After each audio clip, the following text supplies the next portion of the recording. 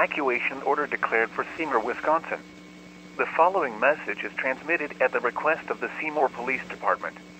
At the request of the Seymour Fire Department, residents living in the following: East Pearl Street to Mainline Drive, all citizens on Foot Street, and North Main Street from Pearl to Bronson Road are to evacuate immediately due to an ammonia leak. An evacuation shelter has been established by American Red Cross at the Seymour Fire Department on 800 East Pearl Street. Take only essential items you have ready and carry them with you. Turn off all heating and air conditioning units before you leave and lock all doors and windows as you leave.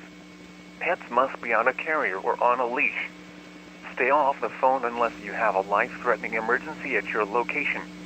However, if you are unable to leave your home unassisted, call 911 for help.